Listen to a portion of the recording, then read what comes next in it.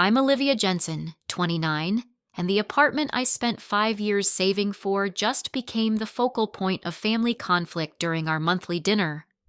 My parents nonchalantly declared, "Your sister will be living in your apartment," as though my hard-earned space was shared property. While I nodded and sipped my wine, internally I was screaming. The expression in my mother's eyes indicated this wasn't a request, and my sister's presumptuous grin revealed everything I needed to understand. Before I explain how this family ambush developed and what I did afterward, drop a comment telling me where you're watching from and hit subscribe if you've ever dealt with family members who treat your boundaries like mere recommendations. Growing up as the middle child in the Jensen household meant existing in the shadow of perfectionism and standards that seemed to apply uniquely to each of us. Being the first to complete college meant something significant to me, but almost nothing to my parents, who regarded my education as the minimum requirement rather than the accomplishment it was for someone who worked 3 jobs while maintaining a full scholarship. My apartment in downtown Portland wasn't merely 4 walls and a ceiling with exposed brick and morning sunlight that bathed the hardwood floors in gold. It symbolized every additional shift I took at the campus coffee shop, every tutoring session I fit between classes, and every dollar I saved instead of joining friends for weekend trips. When I signed that lease 2 years ago, I finally felt like I possessed something that was completely mine, something concrete that represented my independence from a family dynamic that had always left me struggling for air and acknowledgement. My older sister Rachel had always been the favored child, the one whose artistic abilities were celebrated with gallery exhibitions funded by my parents, while my academic accomplishments warranted nothing more than a perfunctory, "That's nice," over dinner. Rachel moved in and out of our parents' house like it had a revolving door, always following another failed relationship or career disappointment that somehow wasn't her responsibility. She'd arrive with suitcases filled with designer clothing purchased with our parents' credit card, lamenting about how unjust life had been to her, and they would console her with spare keys to their vacation home or a new vehicle to help her get back on track. Meanwhile, I drove the same used Honda Civic I purchased in college, carefully maintained because I knew no replacement would come if it broke down. My younger brother Ethan was the baby of the family, constantly excused from responsibility because he was discovering himself through a series of abandoned pursuits and half-completed online courses that my parents financed without hesitation. The 3 of us existed in separate spheres within the family, receiving vastly different expectations and support, with me always trapped in the middle, expected to be both independent and endlessly accommodating. The pattern of my parents making decisions that impacted my life without consulting me wasn't novel. When I was 16, they volunteered me to babysit my cousin's children every weekend for an entire summer, informing me only after they'd already made the commitment. During college, they gave my off-campus apartment address to distant relatives who needed accommodation during a family wedding, calling me the morning of their arrival. Each time I attempted to establish boundaries, I was met with accusations of selfishness and reminded of family duties that somehow never seemed to apply to my siblings. The past year had been different, though. I'd finally found my footing in my career as an environmental consultant, earning respect and recognition that didn't depend on my family's approval. I'd begun seeing a therapist who helped me understand that setting boundaries wasn't selfish, but essential for my mental health. I had even successfully declined hosting Thanksgiving, breaking a tradition that had always left me exhausted and unappreciated. These small victories had made me feel like I was finally gaining control over my relationship with my family. establishing myself as an adult with choices rather than a perpetual people pleaser. The monthly family dinners remained my concession to tradition, a controlled environment where I could maintain connection without sacrificing too much of myself. Little did I know that this particular Sunday dinner would test every boundary I had worked so hard to establish, forcing me to decide once and for all if I was willing to stand up for myself, even when it meant standing alone against the united front of my family's expectations. The aroma of my mother's signature pot roast filled the house as I arrived precisely 10 minutes late, a small act of rebellion I permitted myself each month. My father answered the door with his typical brisk embrace and immediate commentary on Portland traffic, as if my delayed arrival was a personal insult rather than a deliberate choice. Rachel was already there, positioned on the living room sofa with a glass of wine, her designer boots propped on our mother's antique coffee table, a liberty I would never have been granted. Ethan arrived 20 minutes after me, receiving only warm smiles and an affectionate, "We were about to start without you," from our mother. The beginning of dinner followed its usual pattern, my father dominating conversation with his opinions on politics and business, while my mother interjected with questions about everyone's week that were really setups for her to share neighborhood gossip. I was midway through a practiced, sanitized update about my work when my father cleared his throat, the universal signal in our family that the real agenda was about to begin. "Rachel has some news," he announced, as if introducing a presidential address. My sister looked up from her phone, which she had been scrolling through beneath the table, her expression shifting from boredom to practiced vulnerability. "Jason and I broke up," she said, naming her boyfriend of 8 months, whom I had met exactly once at a family barbecue where he spent most of the time discussing his cryptocurrency investments. "He's being totally unreasonable about the apartment lease, saying I need to keep paying even though I'm moving out." My mother reached across the table to squeeze Rachel's hand sympathetically. "It's just not right. She shouldn't have to deal with this stress on top of a broken heart." I nodded automatically, the appropriate sisterly response, while mentally calculating how long I needed to stay before making my escape. "So," my father continued, cutting into his roast beef with surgical precision, "we've worked it all out. Rachel will move into your place while she gets back on her feet."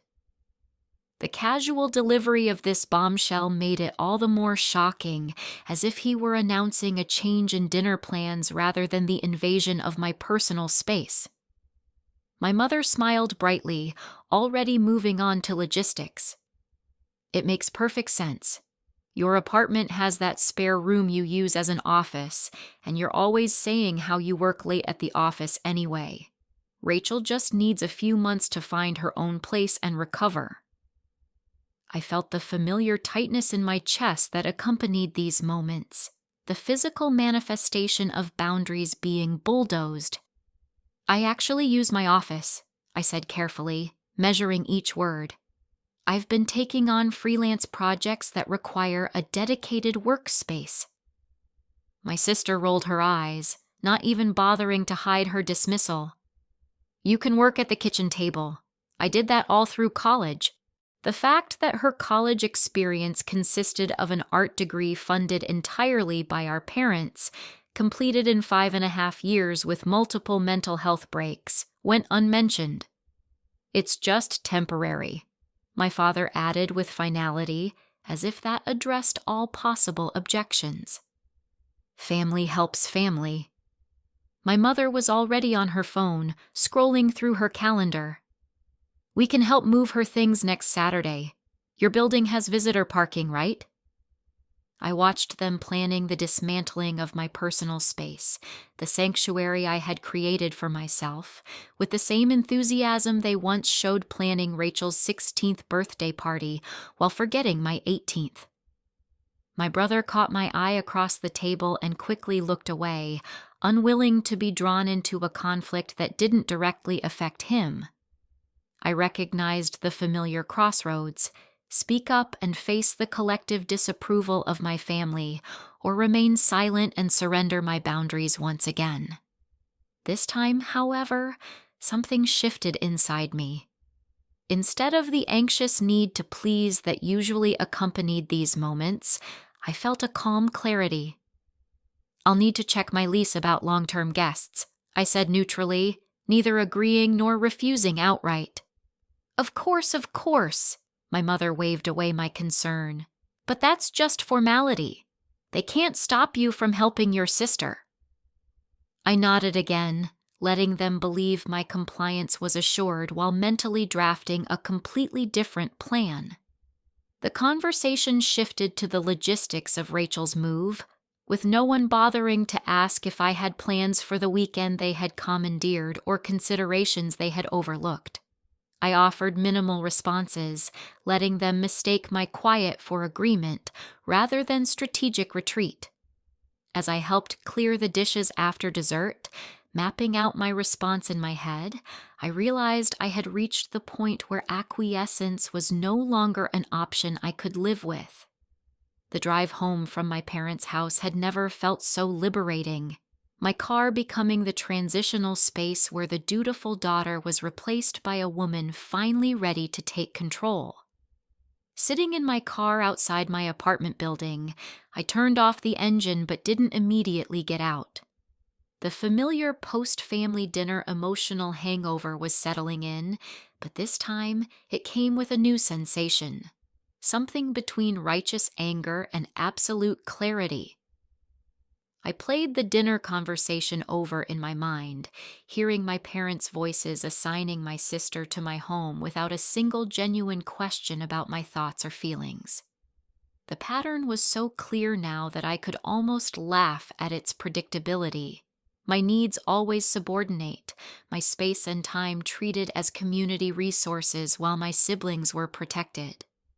I thought about all the times I had swallowed my objections in the name of keeping the peace, all the small surrenders that had accumulated into the expectation that I would always bend. "Not this time," I whispered to my reflection in the rearview mirror, surprised by the steadiness in my voice. Inside my apartment, I kicked off my shoes and walked through each room, seeing it with new eyes, appreciating the sanctuary I had created for myself. The office they so casually suggested I dismantle contained not just my workspace, but the physical representation of dreams I was still pursuing, projects that mattered to me regardless of whether my family grasped their significance. I sat at my desk and opened my laptop, determination replacing the resignation I typically felt after these family encounters. First, I reviewed my lease agreement, confirming what I already suspected. Subletting without management approval was prohibited, and guests staying longer than 2 weeks needed to be added to the lease with proper background and credit checks. Rather than viewing these as obstacles, I recognized them as the framework for my response. Next, I called my friend Megan, who had witnessed the gradual erosion of my boundaries over years of friendship. "They did what?" she exclaimed after I explained the situation. "Oh, hell no, Liv! You can't let this happen again." Her indignation was validating in a way my own emotions rarely were. Her outsider perspective confirming that my family's behavior wasn't normal or acceptable. "I'm not going to," I said, surprising myself with my conviction. "I just need to figure out how to handle this without causing a complete family meltdown." We talked through options, discarding the direct confrontation approach that had failed in the past. My family had mastered the art of overwhelming opposition through sheer persistence and united guilt-tripping. This situation called for strategy over confrontation, action over argument. "What if you just weren't there?" Megan suggested. "What if when they show up with Rachel's stuff, you're simply unavailable? The idea took root immediately. I had vacation days accumulated and a work conference in Seattle the following month that I could potentially move up. My mind raced with possibilities, not just for avoiding the immediate conflict, but for establishing a precedent that would reshape my family relationships going forward. After ending the call with Megan, I researched tenant rights more thoroughly, taking notes on the legal protection of my occupancy.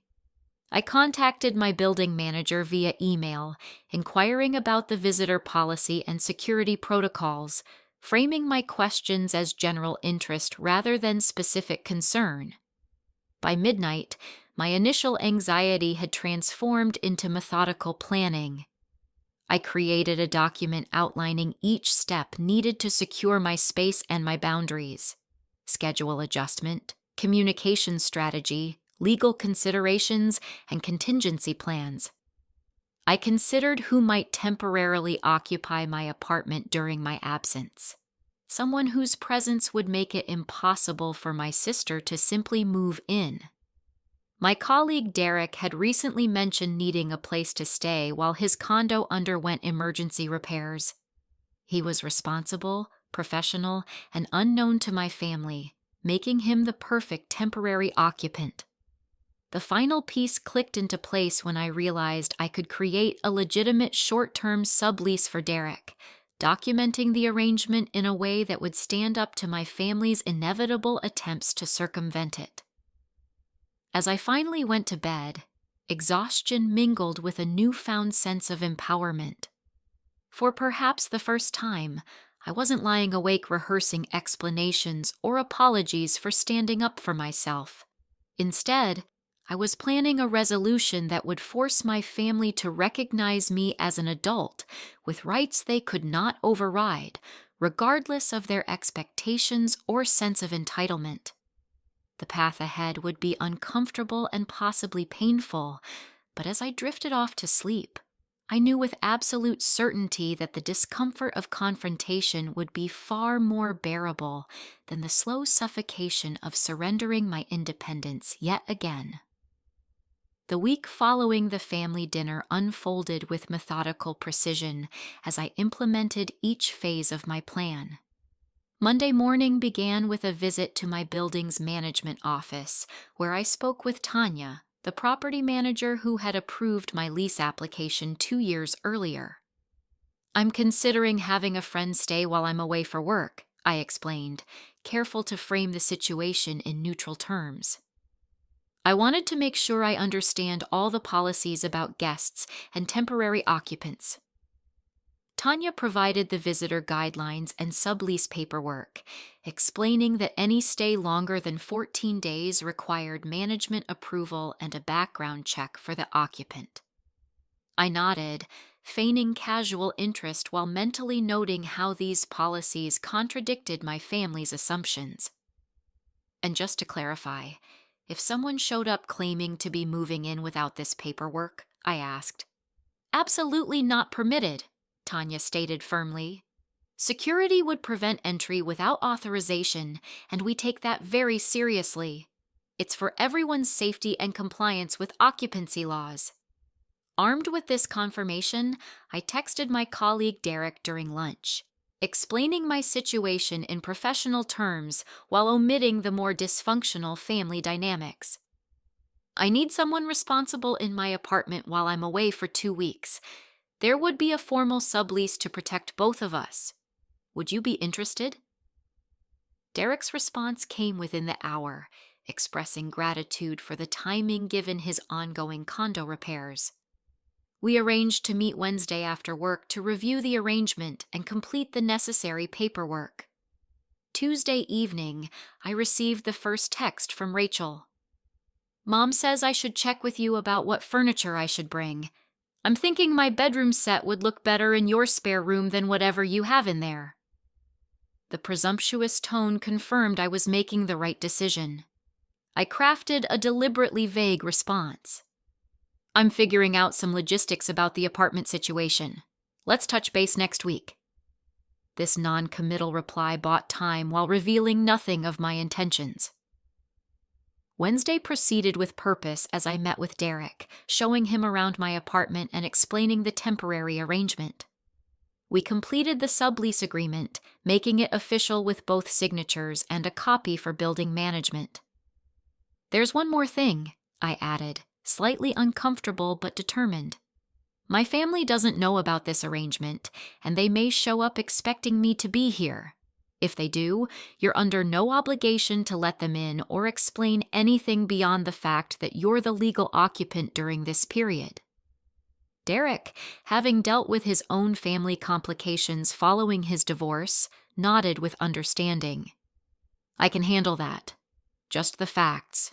No drama." That evening, I scheduled my work trip to coincide with my family's planned moving day for Rachel, booking a hotel in a nearby coastal town where I could decompress while maintaining phone access if absolutely necessary.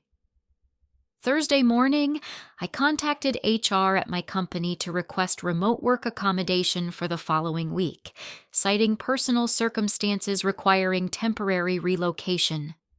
With my professional obligations secured, I began preparing my apartment, moving important documents and irreplaceable items to a small storage unit I rented for the month. I carefully documented the condition of my apartment, taking photos of each room for comparison upon my return. By Friday, my mother had called twice, requesting details about my building's parking access and asking if I could clear out some of those bookshelves to make room for Rachel's essential items. I responded with brief texts about being swamped with work deadlines and promises to work everything out before next weekend. I intentionally created the impression of busy acquiescence while finalizing the details of my counter strategy. Saturday involved setting up a small security camera in my living room, positioned to monitor the entry area, a legal precaution I never imagined needing against my own family. I gave Derek a set of keys, the building access code, and written authorization for building security. That evening, my father texted, "We'll arrive around 11 a.m. Saturday. Have the parking pass ready and clear space in your closet for Rachel's winter clothes." The commanding tone, devoid of any question marks or consideration for my schedule, reinforced my resolve. Sunday morning, I met with Derek for a final walkthrough, confirming he understood the boundaries of the arrangement and providing emergency contact information that notably excluded my immediate family members. As I packed my own bag for my work trip, I felt an unfamiliar sense of calm determination. My phone buzzed with a final text from my mother. "Rachel's so excited about her fresh start at your place. This will bring you girls closer together." I left this message unanswered, recognizing it as another attempt to frame their imposition as a gift I should be grateful for. By Sunday evening, everything was in place. I had reclaimed my power not through confrontation, but through careful planning and legitimate exercise of my rights. As I set my phone's notifications to silent mode, except for work contacts and Derek, I prepared myself for the inevitable storm that would erupt when my family's expectations collided with the reality I had arranged. The boundaries I had established on paper were about to be tested in real life, and for once, I felt ready to hold my ground against the tidal wave of family pressure that had always previously swept me away. The days leading up to my family's planned invasion of my apartment brought an increasing stream of one-sided communications that confirmed I had made the right decision. Monday morning began with a text from Rachel. "I'm donating your guest room furniture to make space for my bedroom set. Hope that's cool." No question mark, no real request for permission, just an announcement of decisions already made about my property. I didn't respond immediately, letting the presumption hang unanswered while I focused on preparing for my temporary absence. By lunchtime, my mother had called twice, leaving voicemails about paint colors Rachel was considering for her room and asking if I could take down the depressing photography from my hallway to make space for Rachel's collection of framed concert posters. The casual dismissal of my carefully curated home decor, pieces I had selected to represent memories and moments important to me, stung in a familiar way but strengthened my resolve. Tuesday evening brought a call from my father, his tone mixing authority with manufactured concern. "Your mother says you haven't been responding to her texts about Rachel's move. Is there a problem we need to discuss?" The question wasn't actually an invitation for honest communication, but rather a thinly veiled directive to fall in line with their plans. "I've been swamped with work," I responded, the half-truth coming easily. "Just finishing up some projects before the weekend." His satisfied grunt told me he had interpreted my answer as compliance, exactly as I had intended. Wednesday escalated further when Rachel sent a group text to our family announcing she had given notice at her apartment and scheduled movers for Saturday. "So excited for sister bonding time," she wrote, tagging me with a series of heart emojis that felt more like claiming territory than expressing affection. My mother responded with enthusiastic planning for a moving day lunch they would bring to my apartment, while my father chimed in with logistics about borrowing his colleague's truck for the larger furniture items. The conversation continued without my input, a stream of decisions and arrangements flowing past as if my participation was optional, but my compliance was guaranteed. That evening, I met with Megan for dinner, my last opportunity to see her before I implemented the final phase of my plan. "They're really doing this, aren't they?" she asked, scrolling through the screenshots I showed her of my family's messages. "They have absolutely no doubt you'll just roll over and let them take over your space." I nodded, picking at my food as the reality of the confrontation ahead settled in my stomach like a stone. I know this is the right thing to do, but I still feel guilty, like I'm being mean or selfish for not helping my sister. Megan reached across the table and squeezed my hand. "Liv, listen to me. Having boundaries isn't mean. Expecting basic respect isn't selfish. They're the ones being inappropriate here, not you." Her words were a lifeline, reinforcing the perspective I was still struggling to fully embrace. Thursday brought the most presumptuous development yet when my mother forwarded me an email confirmation for a furniture delivery to my address, scheduled for Monday after the move. "Rachel found the perfect desk for her creative projects. Don't worry about the cost. It's our housewarming gift to her." The staggering entitlement of arranging deliveries to my home without consulting me sent a wave of indignation through my body so strong it momentarily overrode my anxiety. I forwarded the confirmation to Derek with a brief note explaining he should refuse any deliveries for Rachel, then blocked my mother's email address from my work account to prevent further distractions. Friday, the day before their planned arrival, my phone began ringing with increasing frequency. My father called 3 times during my morning meetings, each voicemail more irritated than the last. "We need the visitor parking pass code," the first one stated. "Call your mother about the parking situation," demanded the second. By the third, his patience had clearly evaporated. "Olivia, this is ridiculous. Call us back immediately about tomorrow's arrangements." My mother alternated between guilt-inducing messages about Rachel's fragile emotional state following her breakup and passive-aggressive reminders about family obligations. "Your sister would do this for you," she texted, conveniently forgetting the time I needed emergency housing after a pipe burst in my first apartment, and Rachel had claimed her spare room was being used for art storage. By early evening, I had packed my bag for my weekend away and finalized arrangements with Derek, who would move in later that night. I set an out-of-office email response citing a work emergency requiring immediate travel, deliberately vague but official sounding. As I prepared to leave, my phone lit up with a final message from my father. "We'll be at your building at 11 a.m. sharp. Rachel's entire apartment is packed and ready. Don't make this difficult." The commanding tone, so familiar yet now so clearly inappropriate, cemented my decision. I took one last look around my apartment, noting how peaceful it felt in the quiet before the storm.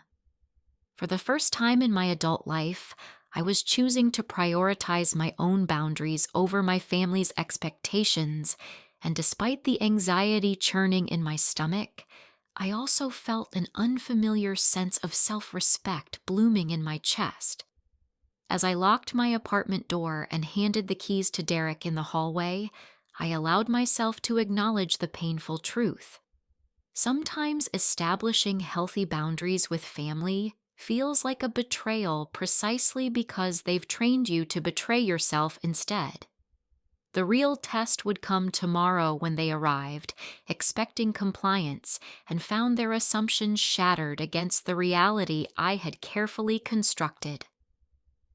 Saturday morning dawned with perfect northwest autumn clarity, the kind of crisp, sunny day that typically energized me.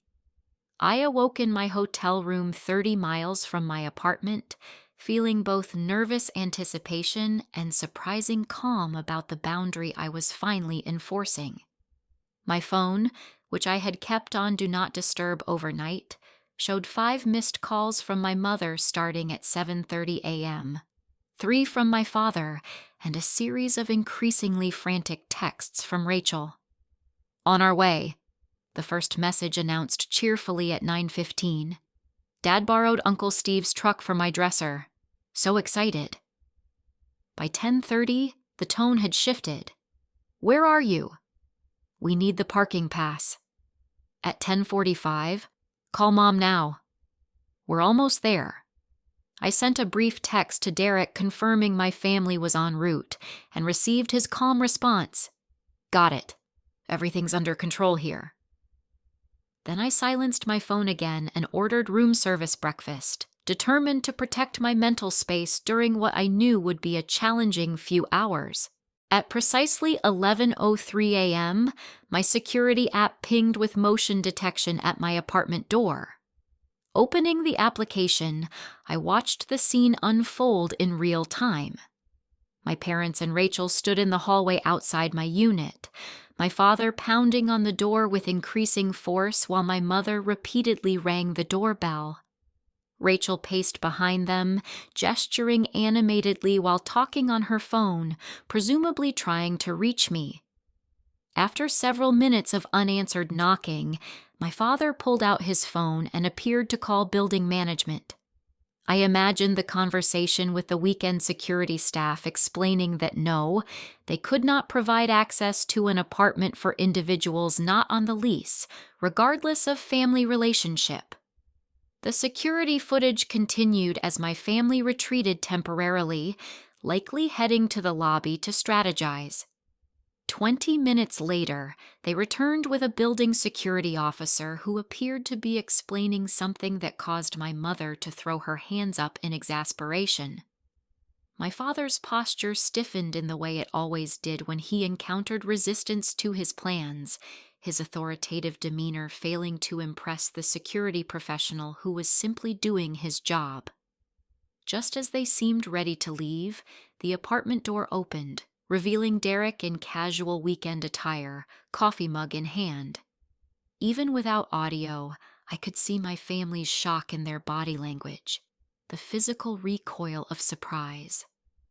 Derek appeared perfectly calm, likely explaining his legal occupancy while my family struggled to process this unexpected development.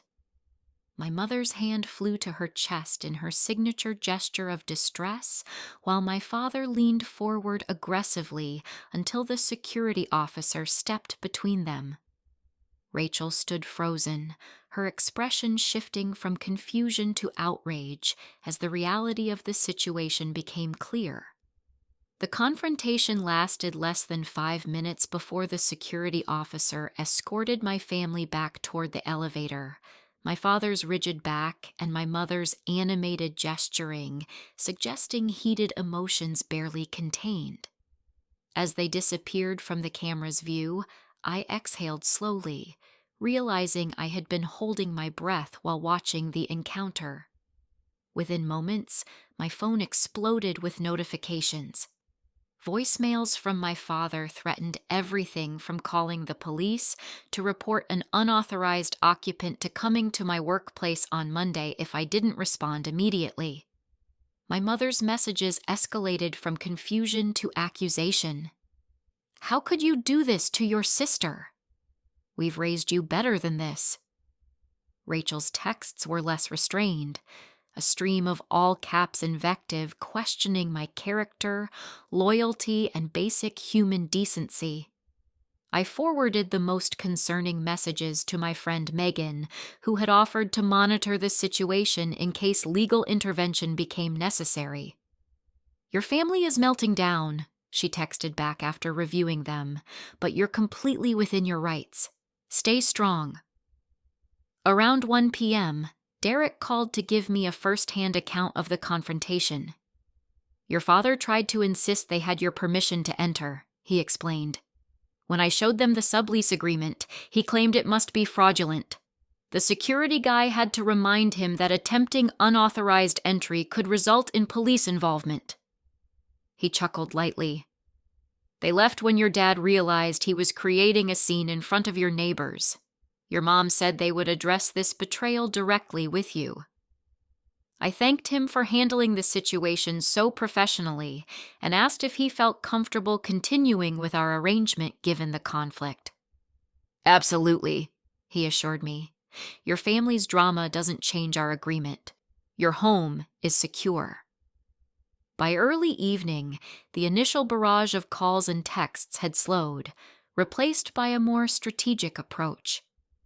My aunt called, clearly enlisted as a mediator, her voice gentle with practiced concern. "Everyone's worried about you, Olivia. This isn't like you, shutting out your family when they need you." I let her voicemail play to completion, but didn't return the call, recognizing the familiar pattern of using extended family to apply pressure when direct methods failed. My father's final message of the day came at 10:30 p.m., his voice deliberately controlled but underlined with anger. "Your mother is distraught. Rachel has nowhere to go. Whatever point you're trying to make, you've made it. This childish stunt ends now. Call us in the morning to arrange access to your apartment."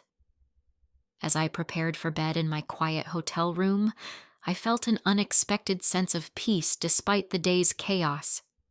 For the first time, I had set a boundary and held it firm against the tidal wave of family pressure.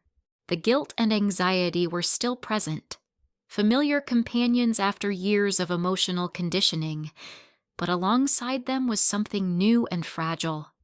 Pride in my own strength and the certainty that I deserved the basic respect of being consulted about my own living space. Tomorrow would bring more confrontation as my family adjusted to this new reality, but tonight I allowed myself to recognize a simple truth. Sometimes the most loving thing you can do for both yourself and others is to stop participating in unhealthy patterns, even when, especially when, that disruption causes discomfort. The path to healthier relationships begins with the courage to say no when saying yes would require the sacrifice of your self-respect. Sunday morning arrived with the strange quietness that follows upheaval, like the stillness after a thunderstorm.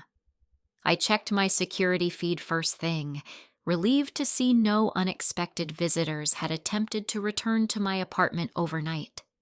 My phone showed fewer messages than I expected, suggesting my family might be regrouping to develop a new strategy. The first text came from Rachel at 7:15 a.m., her tone dramatically different from yesterday's rage. "I don't understand why you're doing this to me. I have nowhere to go. Is this because of that time I borrowed your sweater in high school and stretched it out? I said I was sorry for that. The attempt to minimize the situation by referencing a trivial past conflict rather than acknowledging the genuine boundary violation in the present was so characteristic of our family dynamics that I almost laughed despite the tension. I didn't respond, recognizing the message as the first move in the familiar dance of deflection and guilt manipulation. By mid-morning, my mother had shifted from anger to bargaining, her voicemail suggesting compromises that still fundamentally disregarded my autonomy. Maybe Rachel could just stay for 2 weeks while she finds another place. We could pay you a little rent if that's what this is about. Family helps family, Olivia. The implication that my boundary was motivated by financial interest rather than basic respect for my space and independence revealed how deeply she misunderstood my position. My father's communication style evolved as well, moving from commands to calculated reason. I understand you feel we should have discussed this more thoroughly. That's fair. Let's sit down like adults and work out a solution that helps your sister while respecting your concerns. His measured tone couldn't disguise the underlying assumption that the end result would still be Rachel moving into my apartment, just with the veneer of my consent added to legitimize the arrangement.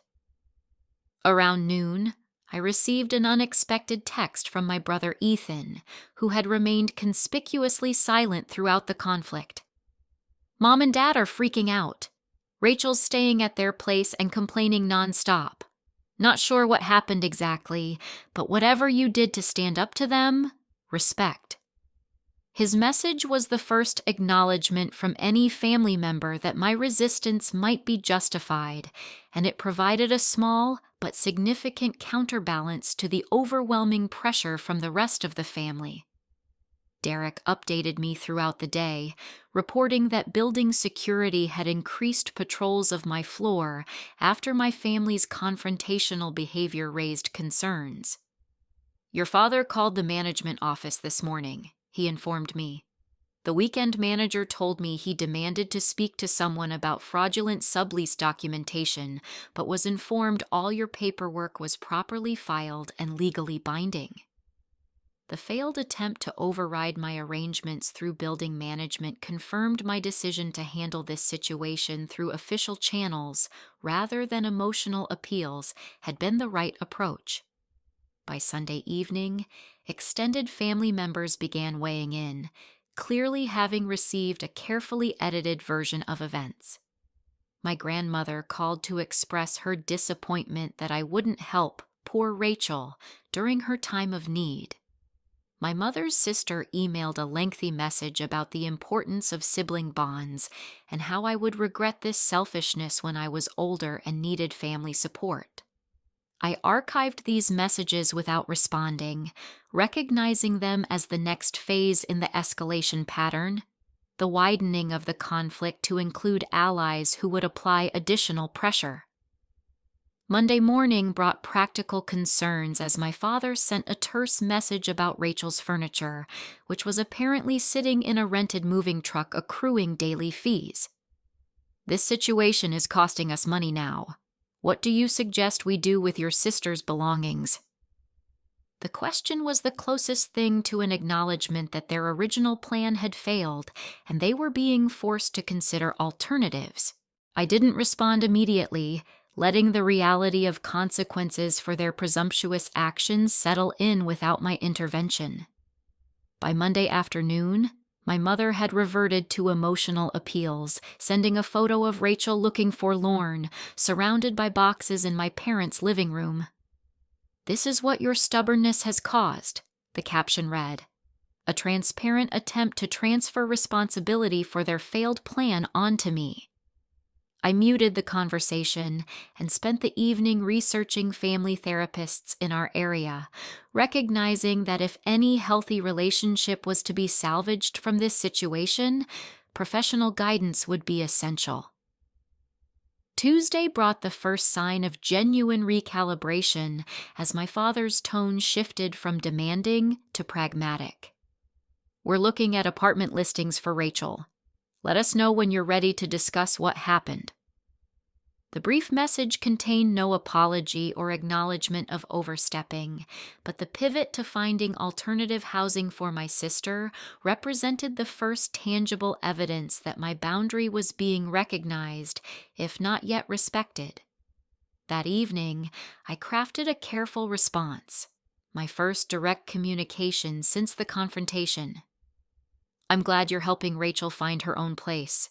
I'll be back in town Friday, and I'm willing to meet and talk on Saturday afternoon." The message was intentionally neutral, offering an opportunity for discussion without apology for my actions or emotional engagement with their accusations. Wednesday and Thursday passed with minimal contact, suggesting my family was processing the situation in their own way. Rachel sent one message asking if I could store just a few boxes in my apartment until she found a place, which I politely declined, maintaining the boundary I had established. By Friday morning, as I checked out of my hotel, I felt ready to re-engage with my family from a position of newfound strength. The past week had been challenging but transformative, forcing all of us to confront patterns of interaction that had gone unquestioned for decades. As I drove back toward the city, I recognized that the upcoming conversation would be difficult but necessary. The first step in either rebuilding our relationship on healthier terms or accepting that some distance might be required to maintain my hard-won independence. Either way, I was approaching the situation as a full adult with legitimate rights and boundaries, not as the perpetual accommodating daughter whose needs always came last. That shift in perspective, more than any practical outcome, represented the true victory in this painful but necessary confrontation with family dynamics that should have been challenged long ago. Saturday afternoon arrived with golden autumn sunlight streaming through the windows of the neutral territory I had selected for our family meeting. A quiet coffee shop equidistant from my apartment and my parents' house. I arrived 15 minutes early, deliberately choosing a corner table with good visibility of the entrance and enough privacy for our conversation. Ordering a cappuccino provided a moment to steady my nerves and review the key points I had prepared, determined to remain calm and clear regardless of how my family approached the discussion. My mother arrived first, 5 minutes early as was her habit, her expression carefully composed, but her rapid blinking betraying her nervousness. She moved to hug me, hesitating when I offered a hand instead, the small gesture establishing new boundaries from the outset. My father and Rachel arrived together moments later, my father's face set in the stern expression he adopted when preparing for difficult negotiations, Rachel's eyes red-rimmed from either tears or lack of sleep. An awkward silence fell as they settled into their seats, the familiar family dynamic temporarily disrupted by the unprecedented situation. My father cleared his throat, assuming his usual role as conversation director. "Well, Olivia, I think you owe us all an explanation for your behavior last weekend." The framing was predictable, positioning me as the transgressor despite their actions, and I recognized it as the opening gambit. "Actually," I replied, keeping my voice deliberately even, "I think we need to discuss why you all made plans for my apartment without consulting me first." My directness clearly surprised them, my mother's eyebrows rising as my father's mouth tightened at the corners. Rachel shifted uncomfortably in her seat, suddenly very interested in stirring her untouched coffee. "We were trying to help your sister," my mother began, her voice sliding into the gentle remonstrance that had diffused countless family conflicts in the past. "You have that extra room just sitting there while Rachel needed a place to stay. Family helps family." The familiar refrain hung in the air between us, a maxim I had heard countless times when sacrifices were expected of me, but rarely when I needed support. I understand Rachel needed help, I acknowledged, but deciding she would move into my home without even asking me first wasn't help. It was an invasion of my space and disregard for my autonomy. My father leaned forward, his patience visibly thinning. This melodramatic terminology isn't helpful, Olivia. Invasion, autonomy. We're talking about your sister needing temporary housing, not some philosophical debate about personal boundaries. The dismissal of my concerns as melodrama was another familiar tactic, one that had effectively silenced me in past conflicts. This time, however, I had anticipated the move and prepared my response. It is about boundaries, Dad. Healthy ones. Would you have made these arrangements for Rachel to move into Ethan's apartment without asking him first? The question landed with visible impact, my father sitting back slightly as he considered it. My mother jumped in quickly. That's different. Ethan's situation is different. The vague justification highlighted the double standard I had lived with for years, making it impossible to ignore. Different how? I pressed gently. Because you respect his space and decisions in a way you don't respect mine? Rachel finally spoke, her voice wavering between defensiveness and genuine confusion. I didn't know they hadn't talked to you about it first. They told me you were fine with the arrangement. Her revelation shifted something in the conversation, suggesting my parents had misled not just me, but also my sister about the level of communication that had occurred. My mother flushed slightly, her gaze dropping to her coffee cup. We were going to discuss the details with you, but we knew you'd be agreeable once you understood Rachel's situation.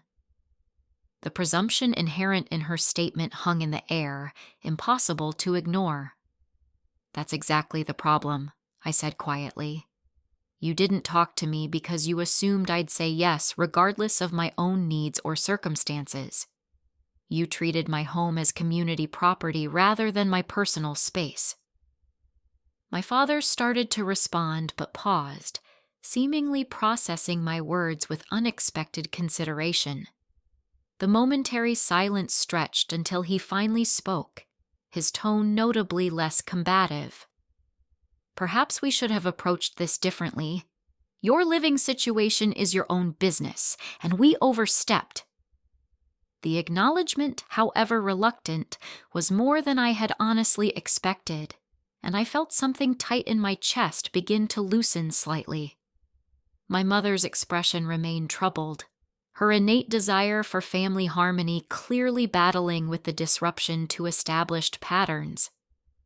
We just want what's best for both our girls, she said, reaching toward me again. You've always been so independent, we sometimes forget to check if you need your space. The qualifier sometimes understated decades of boundary violations, but I recognized the statement as the closest thing to an apology I was likely to receive in this initial conversation. Rachel looked between our parents, then directly at me, her expression more genuine than I had seen in years. I'm sorry, Liv. I should have called you directly instead of just assuming everything was arranged. That was really inconsiderate. Her apology, unqualified and straightforward, surprised me most of all. Thank you for saying that, I replied sincerely. I would have been happy to help you find solutions if I'd been approached respectfully. The conversation shifted then, moving from accusation to tentative problem solving. My father mentioned several apartments they had found for Rachel, more affordable than she had initially wanted, but within her budget with some parental assistance. My mother suggested a family gathering to help Rachel move once she secured a place, carefully adding, if everyone's available, with a meaningful glance at me. As the tension gradually eased, I introduced my final prepared point, the one I had been most nervous about addressing. Going forward, I need certain boundaries respected.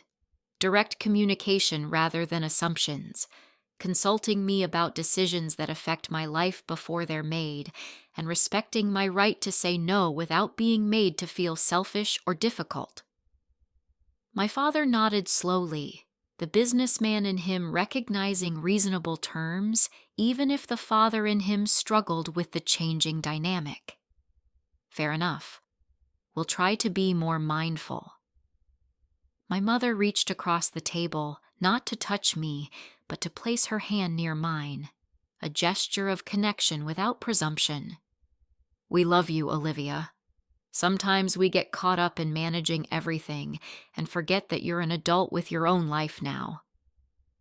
As we prepared to leave, arrangements tentatively made for helping Rachel with apartment viewings the following weekend, I felt both exhausted and cautiously optimistic. The conversation hadn't solved everything. Decades of family patterns couldn't be restructured in a single coffee shop meeting, but it had established a precedent for more respectful interaction that I was determined to maintain going forward. Rachel hung back as our parents headed to their car, catching my arm gently. I really am sorry, she said, her voice lower and more sincere than the performance contrition she had often deployed in family conflicts. And I'm kind of impressed, actually. I've never seen anyone stand up to Mom and Dad like that. Her acknowledgement of the difficulty and significance of what I had done provided unexpected validation. It wasn't easy, I admitted, but it was necessary for all of us. As I watched them drive away, I felt lighter than I had in weeks, not because all problems were solved, but because I had finally found my voice in the family conversation that had excluded it for so long. Returning to my apartment after Derek's sublease ended felt like coming home to a space that was truly mine in a way it hadn't been before. The physical surroundings were unchanged, every piece of furniture and decoration exactly where I had left them, but something fundamental had shifted in my relationship to this sanctuary I had created for myself. Standing in my living room that first evening alone, I ran my hand along the bookshelf my father had so casually suggested clearing for Rachel's belongings, appreciating how each object represented choices I had made for myself, rather than accommodations for others' expectations. The week following our coffee shop conversation brought subtle but significant changes in my family's communication patterns. My mother called rather than texted about family matters, her carefully worded questions actually framed as requests rather than assumptions. We're helping Rachel look at apartments on Saturday if you'd like to join us, she offered, the tentative phrasing acknowledging my right to decline without judgment. My father's communication remained more distant, but noticeably more respectful, his habitual directives replaced by informational updates that required no response. Rachel surprised me most, reaching out to suggest lunch, just us sisters, with an openness I hadn't experienced with her since childhood. Our meal together revealed aspects of her perspective I had never considered, including her own struggles with our parents' expectations and her genuine belief that I had willingly agreed to share my apartment. They always made it sound like you were happy to help, eager even, she explained, picking at her salad. I never questioned it because it fit the story they always told about you being the responsible, accommodating one. Her words illuminated how our parents had shaped our perception of each other, casting us in complementary roles that prevented genuine connection. I'm trying to be more independent, she admitted. Seeing you stand your ground made me realize how much I've let them handle everything in my life. The conversation marked the beginning of a more authentic relationship between us, one based on direct communication rather than roles assigned by our parents. The process of rebuilding family dynamics on healthier terms wasn't without setbacks. My mother occasionally slipped into old patterns, making comments about how my new attitude was making family planning more complicated. My father sometimes responded to my boundaries with cool distance, his discomfort with the changed power dynamic evident in his reluctance to engage directly. Family dinner the following month was tense at moments, the established roles we had all played for decades not easily abandoned despite conscious efforts. Yet amid these challenges, I found my own confidence growing. Each time I politely but firmly maintained a boundary, the paralyzing guilt that had previously accompanied any self-advocacy diminished slightly. When my mother called asking me to host Thanksgiving despite my earlier refusal, I was able to decline without the hours of anxious justification that would once have followed such a conversation. "That doesn't work for me this year," I stated simply, offering to bring side dishes to whoever did host, but remaining firm in my decision. The brief silence before her acceptance of my answer felt like victory, small but significant. Rachel found an apartment in early December, a modest one-bedroom closer to her workplace than she would have previously considered. I helped her move in, our collaboration lacking the tension that had characterized so many of our past interactions. As we arranged her furniture, she confided that she had started therapy, partly inspired by my example of setting boundaries. "I need to figure out who I am outside of being the artistic, emotional daughter who always needs rescuing," she explained as we assembled her bookshelf. "I want to be someone who can handle her own life." Her vulnerability in that moment created a bridge between us stronger than any we had built in childhood, founded on mutual respect rather than assigned family roles. The holiday season brought the ultimate test of our family's evolving dynamic. When we gathered at my parents' house for Christmas dinner, my mother had called ahead to ask what dish I could contribute rather than simply assigning one, a small but meaningful acknowledgement of my adult autonomy. My father greeted me with a warmth that had been absent since our confrontation, his gradual acceptance of the new family balance evident in his genuine questions about my work and plans for the new year. As we exchanged gifts and shared stories, I noticed subtle shifts in everyone's behavior. My parents consulting each other rather than making unilateral decisions, Rachel gently declining my mother's unsolicited career advice, my own comfort in expressing opinions that diverged from family consensus. The evening wasn't perfect, old patterns occasionally emerging before being consciously redirected, but it represented genuine progress toward healthier family relationships. Driving home that night, I reflected on the journey of the past few months. From the family dinner where my parents had assigned my sister to my apartment, to this holiday gathering where boundaries were beginning to be acknowledged, if not yet fully respected. The process of healing family relationships distorted by years of unhealthy dynamics would be ongoing, requiring continued vigilance and occasional reinforcement of boundaries. Yet the fundamental shift had occurred, not just in how my family treated me, but in how I viewed myself in relation to them. I had discovered that standing up for myself didn't have to mean cutting ties or constant conflict, but rather creating space for more authentic connection based on mutual respect, rather than prescribed roles and unexamined expectations.